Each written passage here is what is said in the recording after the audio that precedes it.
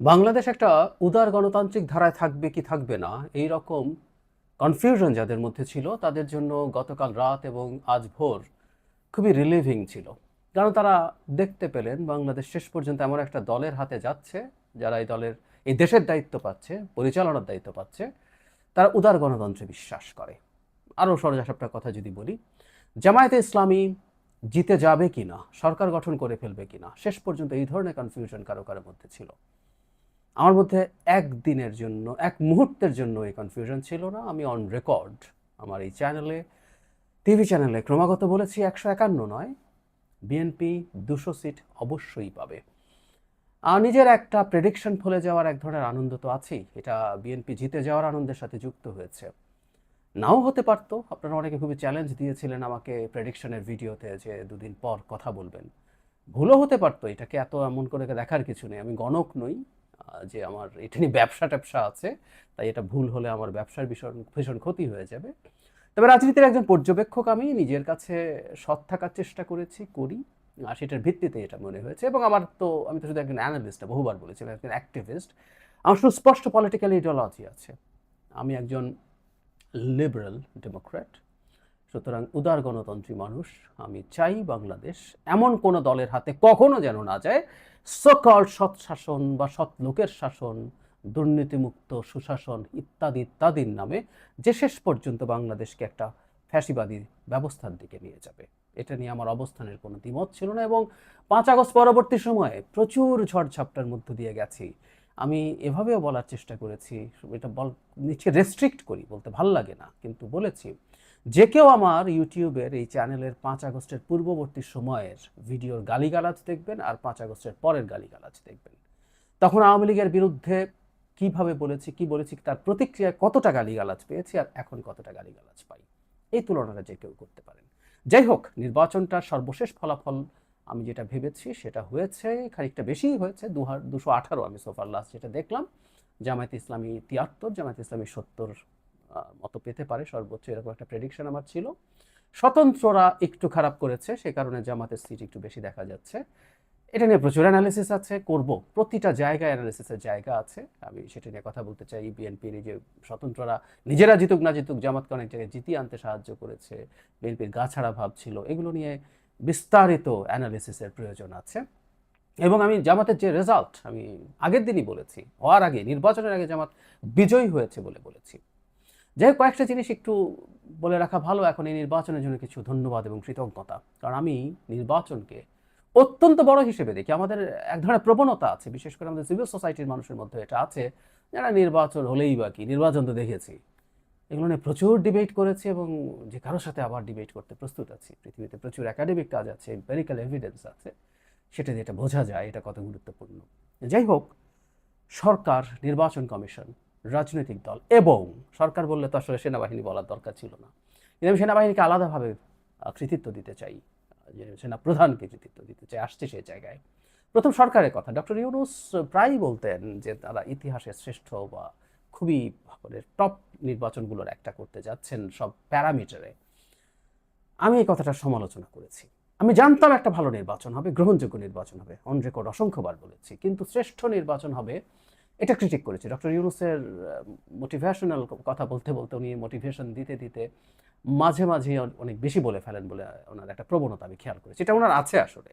তাই এটাকে আমি সেভাবে ধরে আমি এটা সমালোচনা করেছি। কিন্তু আমি সত্যিই মনে করি শেষ পর্যন্ত নির্বাচনটা যেমন হয়েছে, অসাধারণ নির্বাচন হয়েছে। এবং নির্বাচনী পরিবেশ, নির্বাচনী ম্যানেজমেন্ট, সব কিছুতে এটা বাংলাদেশের টপ নির্বাচন হওয়ারই সম্ভাবনা বেশি।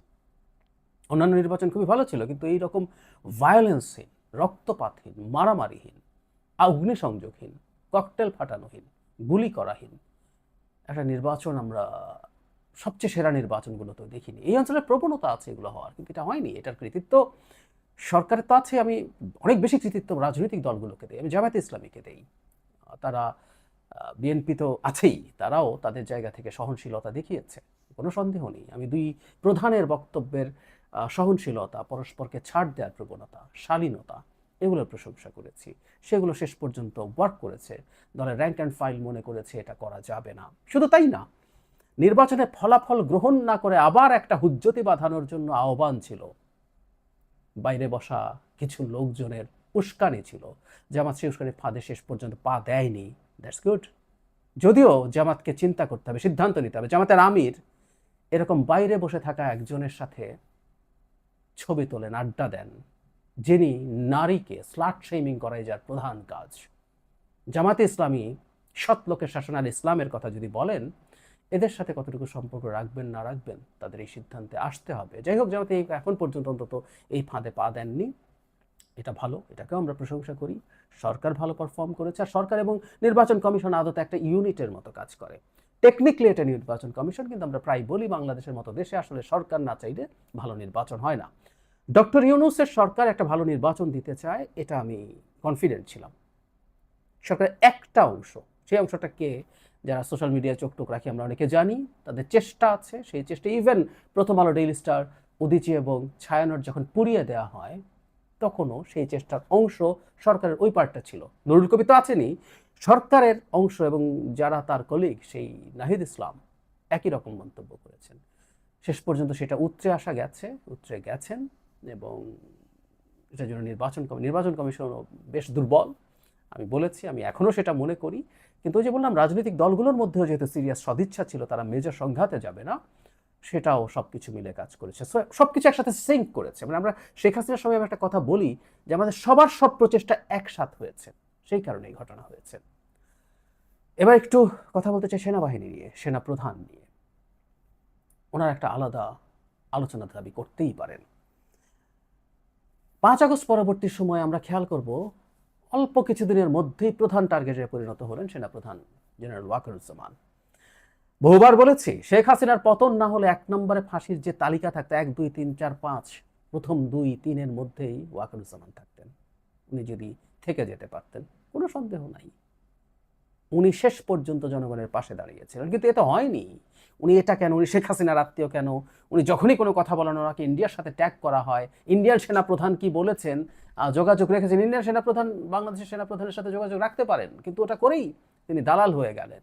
এই রকম নানানভাবে তার সমস্যা তৈরি করার চেষ্টা করা হয়েছে। কারণটাও খুব স্পষ্ট ছিল, কারণ এই ভদ্রলোকই প্রথম রয়টার্সের সাথে ইন্টারভিউতে 1.5 বছর, মানে উনি 1.5 বছর না 18 মাস শব্দটা বলেছিলেন, আমার মনে আছে, তিনি সরকারকে সাহায্য করছেন। বাস গেল রব হলো, চাতা বলা শুরু হলো তাকে নিয়ে।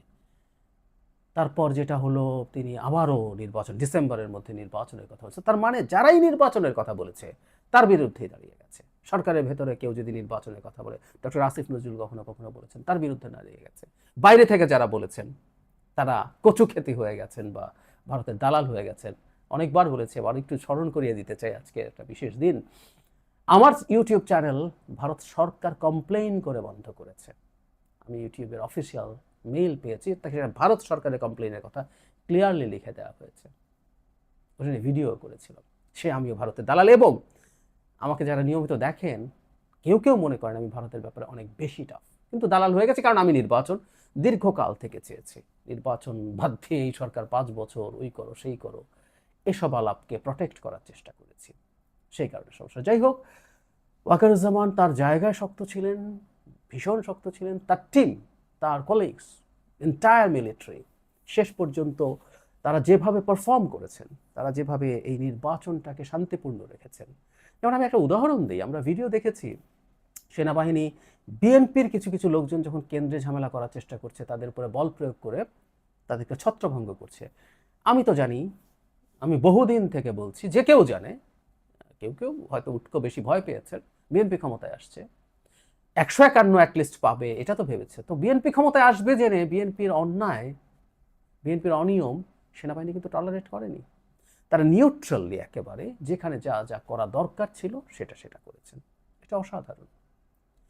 5 আগস্টের সময় সেনাবাহিনী বাংলাদেশের জনগণের পাশে যেভাবে দাঁড়িয়েছিলেন, সেনাপ্রধান তো বটেই, অন্য অফিসার এবং একেবারে সৈন্য পর্যন্ত, তারা দীর্ঘ একটা সময় মাঠে থেকেছেন। এই কাজের জন্য তারা ট্রেন্ড না। সেনাবাহিনীর কাজ শত্রুর সাথে যুদ্ধ করা, আইন শৃঙ্খলা রক্ষা করা তাদের কাজ না, কিন্তু তারা দীর্ঘদিন মাঠে থেকে সেই কাজটা করেছেন আমাদের পুলিশ বাহিনীর অবর্তমানে। এবং ফাইনালি তারা নির্বাচনে অবিস্মরণীয় দায়িত্ব পালন করেছেন। আমাদের আন্তরিক কৃতজ্ঞতা তাদের প্রতি।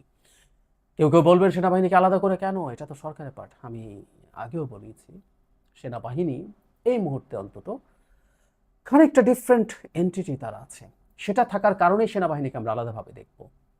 এই বাহিনীটার প্রতি শেখ হাসিনা তার স্বৈরাচারী ব্যবস্থার কারণে কিছু মানুষকে ব্যবহার করে ব্যক্তিগত ক্ষমতা ধরে রাখা এবং দীর্ঘায়িত করার কারণে সাহায্য করেছে, কিন্তু মূল বাহিনীটা দেশের জনগণের পক্ষে আছে। এটা একটা অসাধারণ ব্যাপার। অথচ এই ধরনের ভলেটাইল সিচুয়েশন সেনাবাহিনীর ক্ষমতায় আসার জন্য সবচেয়ে উপযোগী সময়। সেনাপ্রধান অ্যাডভেঞ্চারাস হতে পারতেন, যদিও সেটা না করে তিনি তার একটা স্পিচে বলেছিলেন, which I can clearly remember. তিনি বলেছিলেন যদি কোনো সমস্যা হয় আমি নুরুদ্দিন স্যারের সাথে কথা বলি। ইয়াস, জেনারেল নুরুদ্দিন এরশাদ পতনের পর বা ওই সময়টাতে সেনাপ্রধান ছিলেন, তিনি চাইলে এরশাদের পতনের পর তিনি ক্ষমতা নেওয়ার জন্য অ্যাডভেঞ্চারাস হওয়ার চিন্তা করতে পারতেন। আর জেনারেল ওয়াকারের তো পরিস্থিতি আরও ভালো ছিল। এই মুহূর্তে দরকার সেনাবাহিনী সরকার। 2, 3, 4 তারিখে সব স্লোগান হয়েছে, এগুলোর ভিডিও এখনো পাওয়া যায়। মানুষ ভীষণ খুশি মনে সেনাবাহিনীকে স্বাগত জানাতো। তিনি সেটা করেননি।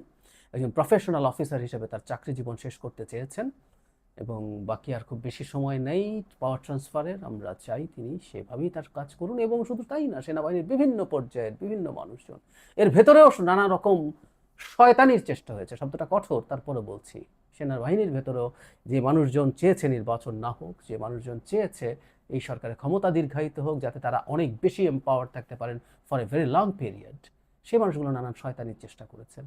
এগুলো নস্যাতে যারা যারা চেষ্টা করেছেন, তারা এফোর্ট দিয়েছেন, প্রত্যেকের রোল আছে এই দেশের গণতান্ত্রিক ট্রান্সফরমেশনের উত্তরণের পথে।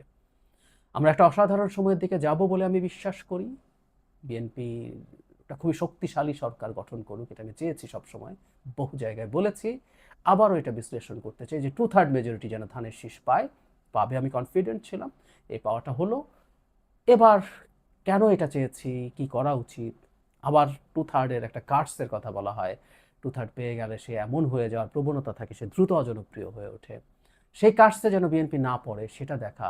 আরেকটা কথা একটু বলে শেষ করি, জামায়াতে ইসলামে যদি বাংলাদেশের রাজনৈতিক ভবিষ্যৎ রাখতে চায়, তাকে গণতান্ত্রিক হয়ে উঠবে। আমি আজ আবার ঘোষণা করছি, গণতান্ত্রিকভাবে জামায়াতে ইসলামীকে যতটা ছোট করে তোলা যায় আমি আমার বেঁচে থাকাকালীন পর্যন্ত সময় আমি এটা করব। এটা জামায়াতে ইসলামী না, এনি ইসলামী পার্টি যারা আইডেন্টিটি পলিটিক্স করে। কেউ একজন যদি অন্য কোনো আইডেন্টিটি নিয়ে বাংলাদেশে আবার কোনো পলিটিক্স করতে চায়, আমি সেটারও বিরুদ্ধে দাঁড়াবো। বারবার বলছি, এটা শুধু ইসলাম না, মোদির সরকার, যেহেতু আমার চ্যানেল সরকার বন্ধ করিয়েছে, মোদির সরকারও আমাকে পছন্দ করে না, কারণ আমার মতো স্ট্রং ক্রিটিক খুব কম আছে মোদির। আমার Zahid stake on geopolitics একটা চ্যানেল আছে, ঢুকে দেখবেন মোদির বিরুদ্ধে কি বলেছি, কি করেছি, ইন এনি ফর্ম। এটা হিন্দু ধর্মের নামে হোক, ইসলামের নামে হোক, বা রেসিজমের নামে হোক, অন্য কোনো রেসের নামে হোক। ট্রাম্প হোয়াইট সুপ্রিমেসির কথা বলেন, নেভার এভার। পুতিন ভাষাগত রেসিজম দেখান, ভাষাগত আইডেন্টিটি পলিটিক্স করেন। রাশিয়ান স্পিকিং পিপল হলেই আমি তার সেভিয়ার, যেখানে থাকুক আমি জাকাতা করতে পারি। ইভেন আওয়ামী লীগের বাঙালি জাতীয়তাবাদের বিরুদ্ধে লিখেছি, প্রথম আলোতে কলাম দেখিয়েছি আপনাদেরকে। সো জামাতের বিরুদ্ধে ফাইট করবে, এবং জামাত যদি ফ্যাসিবাদী প্রবণতা জারি রাখে, জামাতের রাজনীতি কঠিন হয়ে উঠবে। বাংলাদেশের মাটিতে যদি ফ্যাসিবাদী প্রবণতা দেখা যায় কারো, তাদের বিরুদ্ধে শুধুমাত্র পলিটিক্যাল না, ফ্যাসিবাদকে ঠেকানোর জন্য যে কোনো ধরনের লড়াই করার জন্য এদেশের জনগণ প্রস্তুত থাকবে।